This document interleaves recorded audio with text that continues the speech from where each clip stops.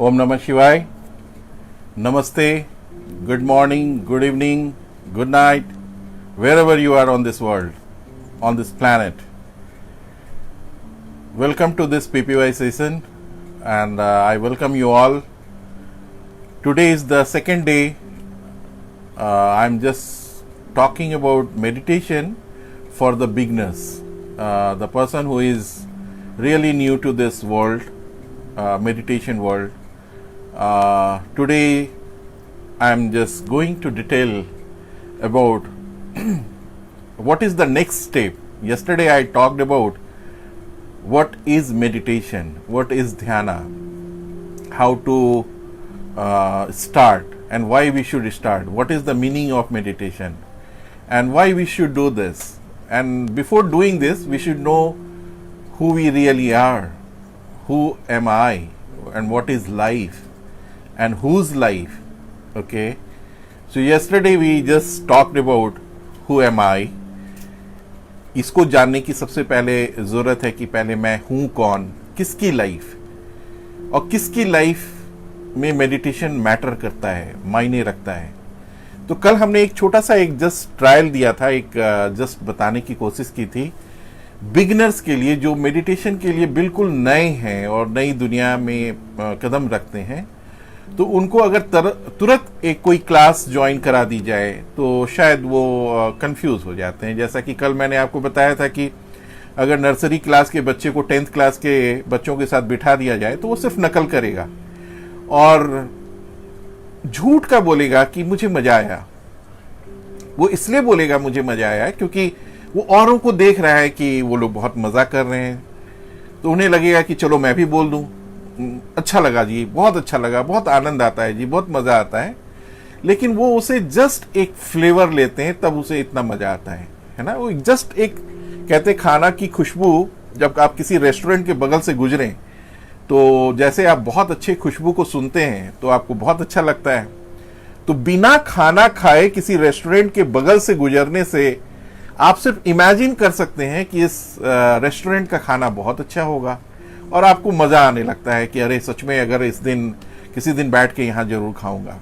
ठीक उसी तरह जो बिगिनर्स होते हैं, मेडिटेशन की दुनिया में नए होते हैं, वो अगर उन्हें किसी क्लास में डाल दी जाए, उन्हें किसी वर्कशॉप में डाल दी जाए या किसी चलते हुए डेवलप्ड क्लास में उनको बिठा दिया जाए तो वो दूसरों को देखा देखी करके कहेंगे मुझे मजा आया, मुझे अच्छा लग रहा है, मुझे आनंद आया. लेकिन वो सीखते नहीं है. उनकी फाउंडेशन कभी स्ट्रांग नहीं होती है. उनकी फाउंडेशन जब स्ट्रांग नहीं होगी तो ऑब्वियसली उन्हें मजा नहीं आएगा और थोड़े दिन के बाद वो जो मजा आ रही थी धीरे धीरे वो सस्टेन होने जाएंगी, वो डिक्लाइन होती चली जाएंगी, वो धीरे धीरे खत्म हो जाएंगी. फिर उसके बाद उनको पूछोगे कि कैसा लग रहा है तो उनका मैक्सिमम यही जवाब होता है मैंने ज्वाइन किया था ये वाला कोर्स, कुछ दिन किया भी था, थोड़ा दिन मजा भी आया था, लेकिन फिर से ना वही स्थिति हो गई. फिर मैं करना तो चाहता हूं लेकिन मुझे समझ में नहीं आया, या मैं उस आनंद को फिर से प्राप्त करना चाहता हूं लेकिन कोई बताने वाला नहीं है या कोई हमें ठीक से गाइड करने वाला नहीं है. अक्सर यही होता है. अक्सर यही होता है कि जितने भी आप ऐड देखते हो बड़े बड़े क्लासेस का, चाहे वो बिग हाउस के क्लासेस होते हैं, उस क्लासेस में क्या होता है कि आपकी ना तो फाउंडेशन स्ट्रांग है, ना आपका होमवर्क पहले से किया हुआ है, ना आप अपने आप को खुद को जानते हैं, ना आप अपने आप को खुद को समझते हैं, ना आप अपने जीवन को समझते हैं.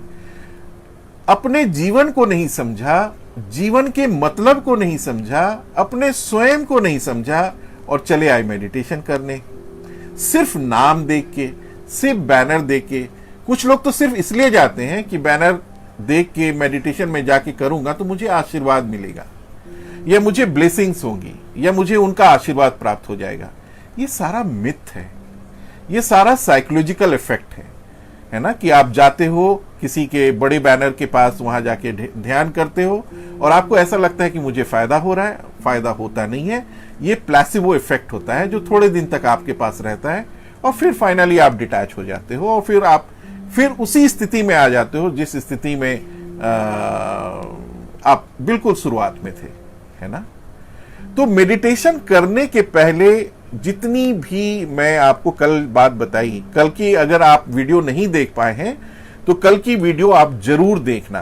मैं बेसिक से शुरू कर रहा हूं, जो हमारी बेसिक्स हैं, जो मेडिटेशन सीखने या जानने या जीने की जो परंपरा है या जो स्थिति मैं क्रिएट करता हूं, परम प्राण योग का, PPY का जो एक एक्सक्लूसिव तरीका है लोगों को बताने समझाने का, वो कल आप वीडियो जरूर देखना, कल वाली, सो दैट कि पहले तो ये समझना जरूरी है कि आप हैं कौन। और जैसे ही आप अपने आप को समझना शुरू कर देते हैं, फिर आप अपने आप को समझने के क्रम में लाइफ को समझने लगते हैं, क्योंकि लाइफ और आपकी एग्जिस्टेंस दो अलग चीज नहीं है। अगर आप लाइफ समझते हैं तो आप अपने आप को समझते हैं, जब आप अपने आप को समझते हैं तो आप लाइफ समझते हैं, है ना।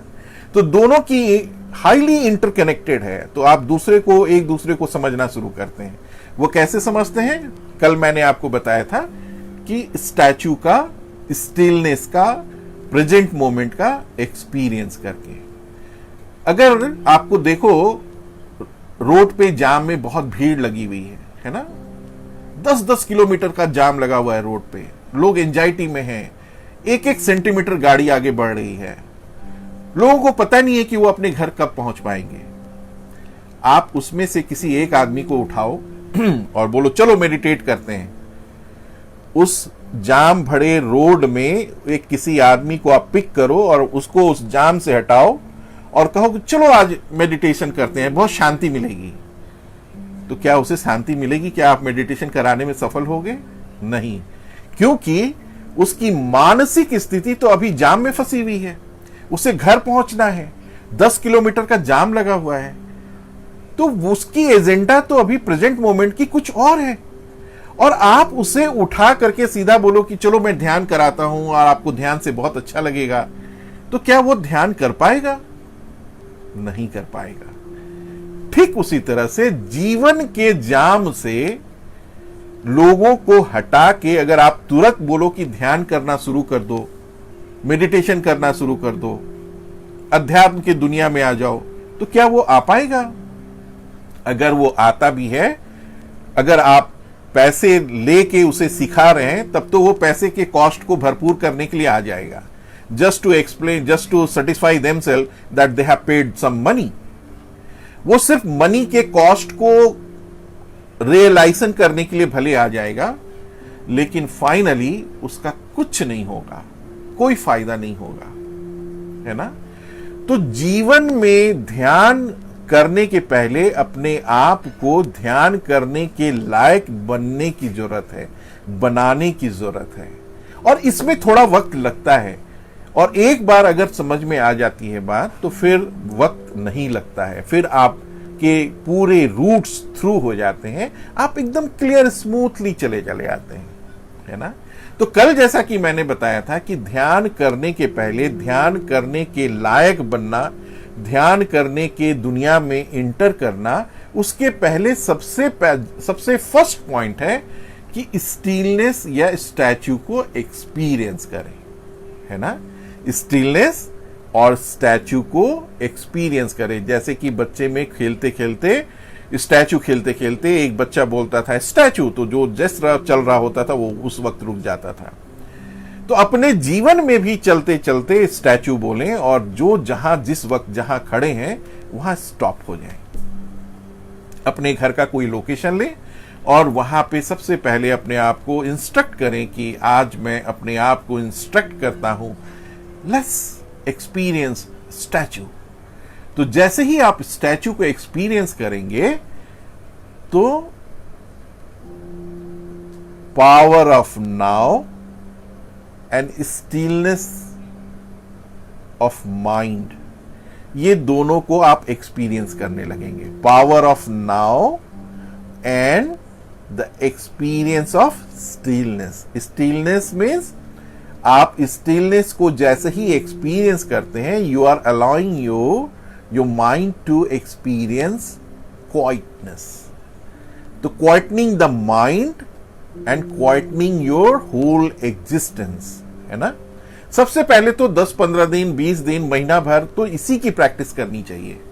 हर इस मेडिटेशन की दुनिया में आने वाले लोगों से मैं यही कहता हूं कि अगर आप ध्यान की दुनिया में आना चाहते हैं, अगर आप डिप्रेशन से गुजर रहे हैं, अगर आप कि दुनिया में सब कुछ ठीक नहीं चल रहा है, अगर आपको ब्लेसिंग्स चाहिए, आपकी लाइफ में स्मूथनेस नहीं है, आपकी लाइफ में हैप्पीनेस की शॉर्टेज है, आप कहीं ना कहीं इनसिक्योर फील करते हैं, कहीं ना कहीं अनलव्ड फील करते हैं, कहीं ना कहीं हाई इनसिक्योरिटी के लाइफ से गुजर रहे हैं, आपको पता नहीं है कि नेक्स्ट मोमेंट क्या होने वाला है आपके साथ, तो सबसे पहला काम है surrender to the now moment. देखिए, जो गुजर गया वो पास्ट है और जो आने वाला है वो फ्यूचर है। तो ना पास्ट पे आपका कोई कंट्रोल है और ना फ्यूचर पे कोई कंट्रोल है। किस पे कंट्रोल है?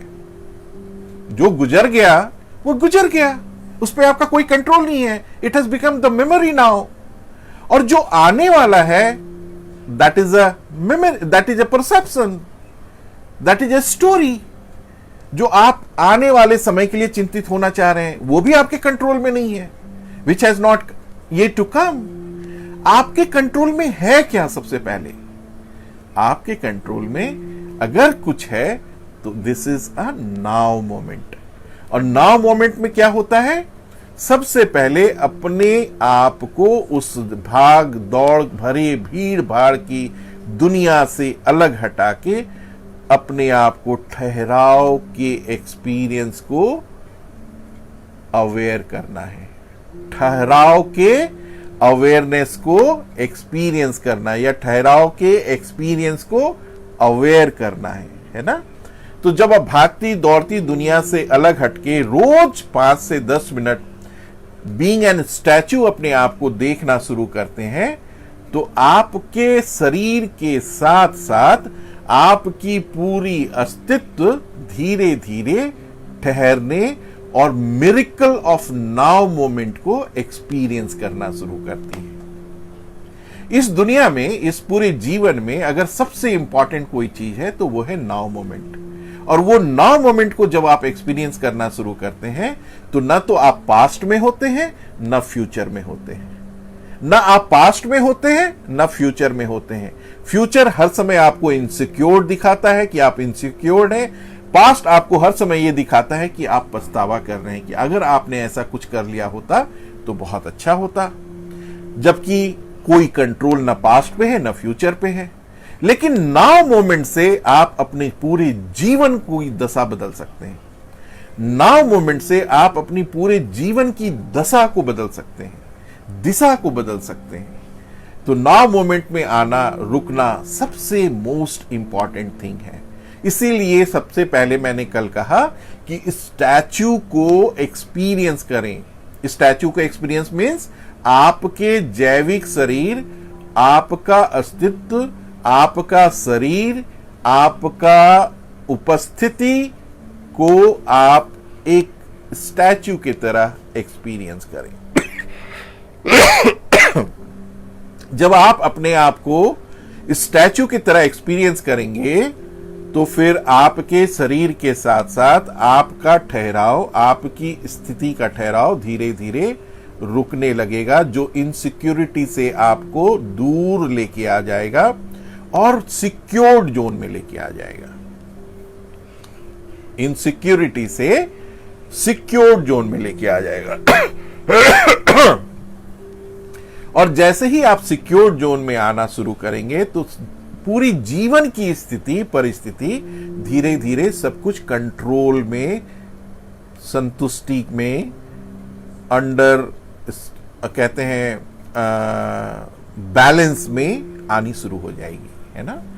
तो 10-15 दिन सबसे पहले 5-10 मिनट सुबह, 5-10 मिनट शाम को स्टैच्यू को एक्सपीरियंस करना है। स्टैच्यू मतलब experiencing the power of now, experiencing the power of stillness, experiencing the power of statue, है ना?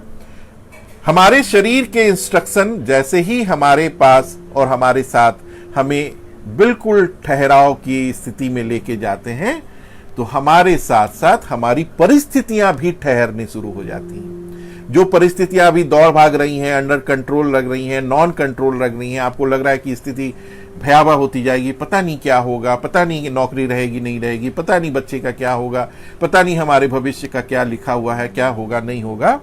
ये इसलिए हो रहा है कि आप भी भाग रहे हो और आपके साथ साथ स्थिति भी भाग रही है। ना आप स्थिति को संभाल पा रहे हो, ना आप अपने खुद को संभाल पा रहे हो। तो अपने आप को ग्राउंड करने की जरूरत है, पहले अपने आप को खूंटे से बांधने की जरूरत है। अगर बहती हुई तूफान में आप तभी बच पाओगे जब आप किसी खूंटे से कंप्लीटली बहुत स्ट्रांगली बंध जाओगे। तो फिर कितनी भी तूफान आएगी, तूफान चली जाएगी, लेकिन आप रुके रहोगे। ठीक उसी तरह जब जीवन में तूफान आती है तो तूफान के साथ बहते रहोगे, तूफान के साथ इधर से उधर घूमते रहोगे, तो आप कभी जीवन में सिक्योर नहीं हो पाओगे। तो उसमें सबसे पहले क्या करने की जरूरत है? अपने आप को बांधने और एक जगह खड़े रखने की जरूरत है। और अपने आप को बांधने और खड़े रखने की जरूरत में क्या सबसे पहले क्या करना है? Experiencing the stillness of your mind, experiencing the experience of your total existence, experiencing the understand the power of now moment में जैसे ही आप जीना शुरू करते हो तो आपकी अवेयरनेस ऑब्जर्वेशन के लेवल पे जाती है।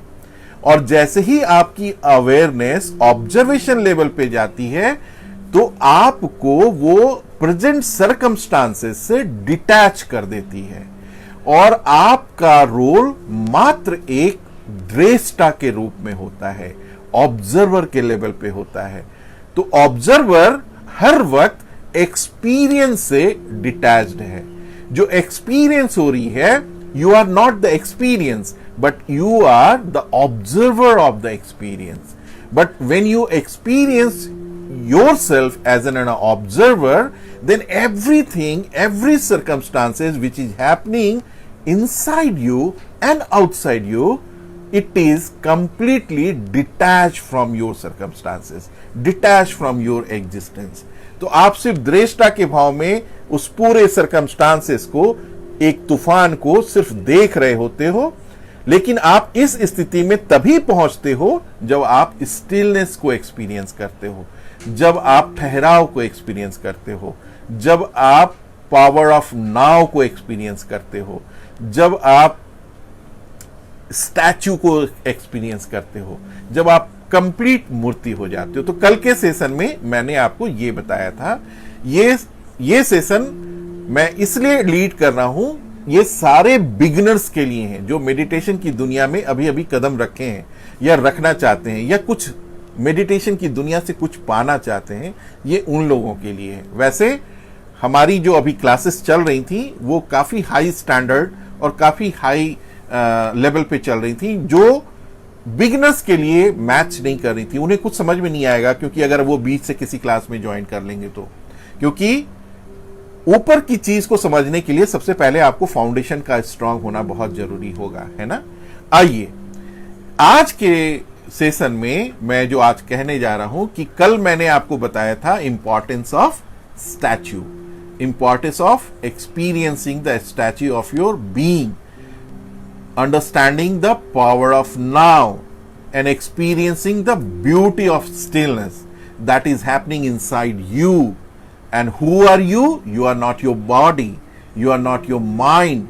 You are the consciousness where body and mind is getting experienced. You are the field of all possibilities where body and mind, the experience of body, the experience of mind takes arise, sustain for some time, and again dissolve in the higher consciousness. So you are a pure consciousness called Satchit Ananda, which is always existing in this entire existence. You are not related even with the universe. You are not even having any connection with this entire happening, what is happening in this world. It is happening in the womb of yourself. It is happening in the field of yourself. So ये चीज को समझना हमें बहुत ज्यादा जरूरी है कि हम हैं कौन। अगर जब आप अपने स्वयं को समझना शुरू कर देते हैं तो ये सारी परिस्थिति एक सर्कमस्टांसेस के लेवल पे और आपका रोल सिर्फ एक ऑब्जर्वेशन के लेवल पे होता है। तो ऑब्जर्वर कभी एक्सपीरियंस नहीं है, एक्सपीरियंसर एक्सपीरियंसर है, but observation of experience is always detach from the experience. तो ऑब्जर्वर है वो हर समय बिल्कुल डिटैच है, ठीक है। तो आज के दिन जो सेकंड के दिन, दूसरे दिन मैंने आपसे वादा किया था कि मैं आप बिगनर्स के लिए कल की मैं इंपॉर्टेंस में बताऊंगा कि पहला दिन तो आप पहले 15 डेज तो आप सिर्फ स्टिलनेस को एक्सपीरियंस करें, बीइंग एन स्टैच्यू को एक्सपीरियंस करें। आपकी माइंड में बहुत सारी पिक्चर्स चलेंगी, बहुत सारे उलूल जुलूल बात चलेंगी, बहुत सारे विजन को आप देखेंगे, बहुत सारे पिक्चर्स को आप देखेंगे, बहुत सारे एक्सपीरियंस और इल्यूजन और परसेप्शन आपके आसपास आएंगी और जाएंगी, लेकिन आप उसके मात्र दर्शक मात्रवर हैं, विटनेसर हैं, सिर्फ आप विटनेस कर रहे हैं। ये कहां से आ रही हैं, कहां चली जा रही हैं, आपको पता नहीं, और जहां से आती हैं फिर वहीं जाके मर्ज हो जाती हैं, आपको पता नहीं। But you are the source where all activities are happening. जहां से ये सोर्स आ रही हैं, जहां से विचार आ रही हैं, क्योंकि विचार आने के पहले कहां थी आपको पता नहीं है, विचार आने के बाद जाती कहां है ये आपको पता नहीं है। बट ये इसलिए पता नहीं है कि आप ही वो फील्ड हैं, आप ही वो कॉन्शसनेस के प्लेटफॉर्म हैं जहां से ये विचार आती हैं और फिर थोड़े टाइम के बाद दूसरी विचार आती हैं और पहली विचार समा जाती हैं उसी इन्वायरमेंट में, उसी कॉन्शसनेस में। तो इसके ऑब्जर्वर होने की जरूरत है, जिसके लिए 10 से 15 दिन का समय लगता है ना, ये करने की जरूरत है। नेक्स्ट आज मैं बताने जा रहा हूं, इट्स मोस्ट इंपॉर्टेंट थिंग कि अब पहला दिन आप कहेंगे कि गुरुजी आपने तो बता दिया कि हमें एक्सपीरियंस करना है स्टिलनेस को, हमें एक्सपीरियंस करना है माइंडफुलनेस को, हमें एक्सपीरियंस करना है विटनेस को, हमें एक्सपीरियंस करना है ऑब्जर्वेशन को, हमें एक्सपीरियंस करना है स्टिलनेस को, पावर ऑफ नाउ को, पावर ऑफ स्टिलनेस को। नेक्स्ट क्या, अब मैं क्या करूं? अब मैं स्टिल तो हो गया हूं, हमारे माइंड में विचार आ रहे हैं, मैं एज ए ऑब्जर्वर उसको देख रहा हूं। What is next? तो नेक्स्ट 15 डेज के बाद आपके विचार और आपकी सांसें, इस दोनों में गहरा संबंध है। आपके विचार जैसे भी चल रहे होते हैं, ठीक उसी तरह आपस में एडजस्टमेंट होती रहती है सांसों की और विचारों की। अगर आप उग्र हैं, अगर आप एंजाइटी में हैं, तो आपकी सांसों की क्वालिटी भी उसी तरह से अपने आप को ऑल्टर करती है। आप देखेंगे जब भी आप तमस को एक्सपीरियंस करेंगे, गुस्सा को एक्सपीरियंस करेंगे, तो गुस्से के वक्त, तमस के वक्त आपकी अग्नि तत्व आपके शरीर की वो डोमिनेट करने लगती है, तापमान बढ़ जाता है। और तापमान जैसे बढ़ जाता है तो आपके बॉडी में ऑक्सीजन की कंजम्पशन बढ़ जाती है। ऑक्सीजन की कंजम्पशन जैसे ही बढ़ती है तो आपको मैक्सिमम ऑक्सीजन की जरूरत पड़ती है, तो फिर आप सांस ज्यादा लंबा तेज लेना शुरू करते हैं। इसीलिए आप देखेंगे दौड़ते वक्त, गुस्सा आने के वक्त आपकी सांसें तेज हो जाती हैं, है ना? क्यों? क्योंकि आपने ऑक्सीजन के कंजम्पशन को बढ़ा दिया, और वो ऑक्सीजन की कंजम्पशन जैसे बढ़ी ना, और आपकी सांसों का ऑल्टरेशन शुरू हुआ। जो बिल्कुल नेचुरल चल रहा था, बिल्कुल आराम से नेचुरल स्पीड में, नेचुरल लेंथ में वो चल रही थी अपने तापमान के साथ, वो भी जल्दी जल्दी चलने शुरू करती है, क्योंकि उसे बाहर से ऑक्सीजन मैक्सिमम डिपॉजिट करना है, या मैक्सिमम इन्वेंट्री कंट्रोल होना शुरू हो जाता है ना? सेकंड, अब आप देखिएगा कि जब आप बहुत सुकून की दुनिया में हैं, बहुत शांति में हैं, बहुत आपको अच्छा लग रहा है, बहुत निश्चिंतता में हैं, बहुत सिक्योर्ड हैं, तो आपकी सांसों का जो टेम्परेचर होता है बहुत कूल होता है। देखिए, सांसों के बारे में मैं आपको बताऊं, एक तो सांस का टेम्परेचर होना, टेम्परेचर को एसेस करना, सांस के लेंथ को एक्सपीरियंस करना कि सांस हमारी कितनी लंबी जा रही है और कितनी दूर से हम इसे खींच पा रहे हैं, अगर हम छोड़ रहे हैं तो वो कितनी दूर तक जा रही है, उसका टेम्परेचर क्या है, उसका लेंथ क्या है। ये सारी चीज हमारे मानसिक स्थिति से जुड़ी हुई है, हमारे मन के विचारों से जुड़ी हुई है। अगर आप खुश हैं तो आपकी सांसों की गति अलग होती है, अगर आप दुखी हैं, आपके सांसों की गति अलग होती है। अगर आप स्ट्रेस में हैं, आपके सांसों की गति अलग होती है। तो जो योगी लोग होते हैं वो अपने सांसों की गति के हिसाब से उसे समझ में आ जाता है कि कुछ गड़बड़ चल रहा है या कुछ अच्छा हो रहा है ना।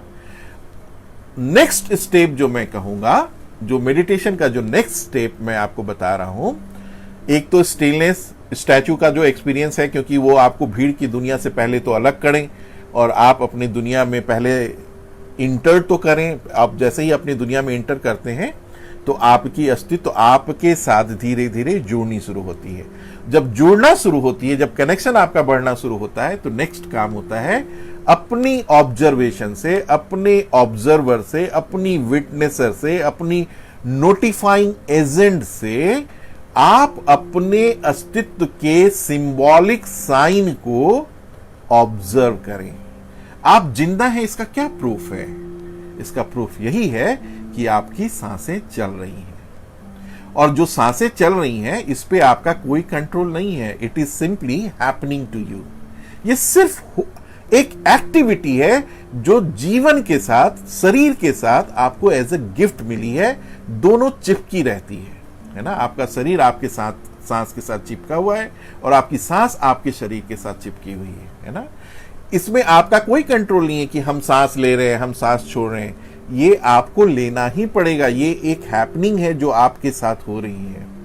तो आपका जो शरीर है उसमें सांस एक घटना है, एक एक्टिविटी है, जिसको आप अपने हायर कॉन्शसनेस से, हायर ऑब्जर्वेशन से, हायर नोटिफाइंग एजेंट से मात्र ऑब्जर्व कर रहे हैं। तो who is the observer? Your pure consciousness, your pure awareness. And where these all are happening? It is happening into the higher consciousness. Okay? तो वहां से आप अपने अस्तित्व में चल रहे सांसों की गतिविधियों को मात्र ऑब्जर्व करते हैं। तो जैसे ही सांसों को आप ऑब्जर्व करना शुरू करते हैं तो आप देखेंगे the source of your breathe and source of your thought, ये दोनों एक दूसरे से मर्ज होने शुरू हो जाते हैं। सोर्स ऑफ द थॉट क्या है? The pure consciousness. Source of your breathe क्या है? The pure consciousness. तो आप इस बहाने अपने उच्चतम शीर्ष को, उच्चतम स्थिति को प्राप्त होते हैं और उसमें आप मर्ज हो जाते हैं। फिर उस थोड़े टाइम के बाद सांस लेने वाला, सांस को ऑब्जर्व करने वाला और सांस के ऑब्जर्वेशन के दृश्य को देखने वाला, ये तीनों एक्टिविटी एक में समा जाती हैं। मैं इंग्लिश में बोलूं, the observer, the process of observation and the observant, ये तीनों अलाइन होके दूध में पानी की तरह एक हो जाती हैं। तो फिर आप बच क्या जाता है आपके पास? You are simply existing as a being. और वो बीइंग क्या है? Being is the pure consciousness, the source of our existence. And the source of your existence is what? The source of your existence is the source of this entire universe. Source of your existence is the source of this entire nature.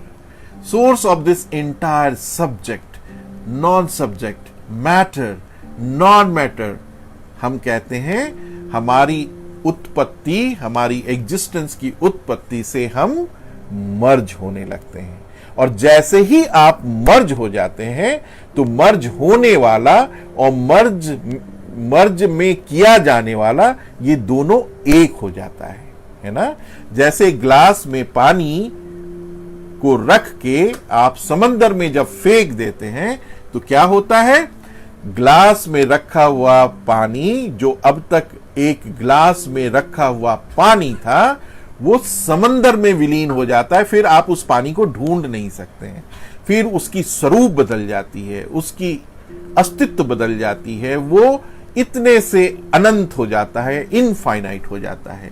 ठीक जीव आत्मा से, जीव आत्मा के source परम आत्मा जब सोच के, सांसों के थ्रू, सांसों को ऑब्जर्व करके, फिर ये माइंड करके who is the observer and who is the observant, ये दोनों जब आप देखने करने लगते हैं, नोटिफाइंग करने लगते हैं, तो ठीक आपकी भी जीव आत्मा जो छोटे से शरीर में एग्जिस्ट करती है, वो परम आत्मा में मर्ज हो जाती है। एंड द परम आत्मा is what? Is the source of entire existence. उसको आप भगवान कह लीजिए, गॉड कह लीजिए, अल्लाह कह लीजिए। It's completely depending upon your qualia. Qualia means Qualia. Qualia means the quality of awareness. The quality of awareness you have, it's completely depending upon what kind of guru you have in your life. आपकी study, आपके dimension, आपका जो lower, आपका जो level है वो किस level का है। आपकी क्वालिटी ऑफ थॉट्स भी डिपेंड करती है कि आपके quality of understanding of life, quality of understanding of your family, quality of your sanskara, quality of your memory, ये सारे कलेक्शन के बाद ये डिसाइड होता है कि आपकी क्वालिया का लेवल क्या है। तो ऋषि मुनि जितने भी इस धरती पृथ्वी पे हुए हैं, उनकी क्वालिया इतनी हाई डायमेंशन की थी कि उस हाई डायमेंशन से उसने पूरी ब्रह्म के गणित को, आज से 300 साल के पांचांग को उन्होंने लिख डाला। 400 साल पहले बाद क्या होगा, इस तिथि को क्या आएगा, कौन सी तिथि में अमावस्या आएंगी, ये क्वालिया है। Qualia means the quality of awareness, the dimension of their awareness. तो ये सारी चीजें मर्ज हो जाती हैं। किस में मर्ज होती हैं? आपके हायर कॉन्शसनेस में। और जब आप मर्ज हो जाते हैं तो फिर आप मुनेश सिन्हा, गुरु मुनेश सिन्हा नहीं रह जाते हैं। आप संजीव जी, राम अवतार जी, सुशील जी, संजय बाबू, ये नहीं रह जाते हैं। ये सिर्फ आपके टेम्पररी एग्जिस्टेंस का नाम है, आपके टेम्पररी अस्तित्व का नाम है, जबकि आपका जो रियल स्वरूप है वो सच्चित आनंद है, जो नेमलेस है, फॉर्मलेस है, नॉन लोकल है। बट उसके बिना आप लोकैलिटी को एक्सपीरियंस नहीं कर सकते, उसके बिना आप फॉर्म को एक्सपीरियंस नहीं कर सकते, उसके बिना आप अपने अस्तित्व को लोकेट नहीं कर सकते। तो जिसमें हम मर्ज होते हैं वो नॉन लोकल है, जिसमें हम मर्ज होते हैं वो निराकार है, द फॉर्मलेस है। तो जब आप फॉर्मलेस हो जाते हैं तो देन यू बिकम इनफाइनाइट, और जब आप इनफाइनाइट हो जाते हैं तो there cannot be two infinite. अगर टू इनफाइनाइट हो गया तो पहले इनफाइनाइट का क्या मतलब है? Infinite, there will be always one infinite, क्योंकि अगर दो इनफाइनाइट है तो पहले इनफाइनाइट का क्या मतलब है? तो इनफाइनाइट में जब मर्ज हो जाते हैं तब आपकी आंखें खुलती हैं, my God, I am a infinite being experiencing a biological experience as Munish. Then what happens? You see infinity in every existence. You see your extended body in the nature. You see your extended body in the animal. You see your extended body in the complete existence and sustaining on this entire planet. तो आप अपने शरीर के इस विराट अस्तित्व, विराट स्वरूप को जब देखते हैं और पाते हैं और स्वरूप में देखना शुरू करते हैं, इसे ही स्वामी विवेकानंद ने बोला था, there is no need to going the Himalayas and practicing meditation and doing dhyana only for self, because हर जीव में ब्रह्मन है, हर अस्तित्व में वो भगवान है, हर अस्तित्व में वो अंश है। तो जब अंश ब्रह्मांड के उस अस्तित्व को आप हर स्वरूप में पाएंगे तो आप किसी को रोते देख के आपको दुखी होगी, किसी को कष्ट में देखेंगे तो आपको बहुत पीड़ा होगा, आप किसी को जरा सा भी दुखी देखेंगे तो उसे हग करेंगे, उसके लिए आप प्यार करेंगे। इसीलिए परम प्राण योग की जो फिलॉसफी है, पीपीवाई योग की जो फिलॉसफी है, हम लोग गरीबों के लिए काम करते हैं, हम लोग स्ट्रीट होमलेस पीपल के लिए काम करते हैं। This is not an NGO, PPY is not an NGO. अगर एनजीओ लोग समझते हैं तो एनजीओ समझने का उनकी लोअर डायमेंशन ऑफ अंडरस्टैंडिंग है, जो हमारे इस एक्ट को एनजीओ समझते हैं। We are not an NGO. हम तो सिर्फ इसलिए कर रहे हैं कि उससे हम अपने अंदर छुपे उस ब्रह्मांड के परमात्मा को देख पाएं, हम उनसे दर्शन कर पाएं, हम उनसे अलाइनमेंट हो पाएं। और जब हमारी अलाइनमेंट अपने अंदर छुपे उस ब्रह्मांड के अस्तित्व से, परमेश्वर से होती है, तो हम हर स्वरूप में परमेश्वर देखते हैं। तो ये नहीं कि वो बड़े हैं, वो गरीब हैं इसलिए हम उन्हें खाना खिला रहे हैं। ये हम नसीबवान हैं कि उन्होंने हमें मौका दिया सर्व करने का, और उनके सर्व करने के दौरान जो हमें सुखी, हमें शांति, हमें जो अस्तित्व प्राप्त हुआ, उनके स्माइल से, उनके चेहरे के मुस्कान से जो हमें आनंद एक्सपीरियंस हुआ, जो संतुष्टि हमें मिली, वही हमें परम आनंद से मिलवाता है, वही हमें सच्चित आनंद से मिलवा देता है। वही हमें सच्चित आनंद मिलवाता नहीं, हमें बना देता है। तो आपकी स्वरूप बदल जाती है, आपका पूरा एक्सपीरियंस बदल जाता है। फिर आपके जीवन में क्या होता है? फिर आपके जीवन में यह होता है कि अब तक आप ह्यूमन कॉन्शसनेस को जी रहे थे, लेकिन जैसे ही मेडिटेट करके आपने अपने विराट अस्तित्व की दर्शन की, तो आप अपने आप को हर एग्जिस्टेंस में देखना शुरू करते हो। और जब आप अपने आप को हर एग्जिस्टेंस में देखना शुरू करते हो, तो आप हर एग्जिस्टेंस के पेन को महसूस करते हो, हैप्पीनेस को महसूस करते हो। तो हर की खुशी में अपनी खुशी को ढूंढते हो, हर के पेन में आप कराहते हो और आपको दुख लगता है, तो आप उसके लिए कुछ करना चाहते हो। तो परम सत्ता से मिलने का सबसे बड़ा उपाय, आनंद एक होने का एक उपाय, यही परम आनंद है, यही परमेश्वर है, और यही पीपीवाई मेडिटेशन है। तो सेकेंड स्टेप जो आज के दिन में मैंने बताया था, वो क्या बताया? सांसों पे ध्यान। और सांसों पे ध्यान कैसे करेंगे? जैसे ही हम अपनी मन की आंखों से अपने शरीर के जीवित होने के सांकेतिक स्वरूप को देखना शुरू करेंगे, सांकेतिक चिन्ह को देखना शुरू करेंगे, तो हमारा देखने वाला और दिखने वाला दोनों एक हो जाता है ना? तो ध्यान करने के स्वरूप में सांसों को देखने का जो क्रम होता है और सांस को देखने वाला होता है, वो परम परमेश्वर का आंख होता है, परम परमेश्वर की अनुभूति होती है। जो मैं आपको ये कह रहा हूं कि ये सारी चीज को आप स्टेप बाय स्टेप आगे बढ़ाएं। पहले तो स्टिलनेस और स्टैच्यू को एक्सपीरियंस करें। स्टिलनेस एंड स्टैच्यू को जब आप एक्सपीरियंस करते हैं, फिर उसके बाद दूसरा चरण आता है ऑब्जर्विंग द ब्रीथ। कल मैं आपको फिर बताऊंगा what is the third step. कल मैंने बताया था मेडिटेशन क्या है, कैसे करना है, शुरुआत कैसे करनी है।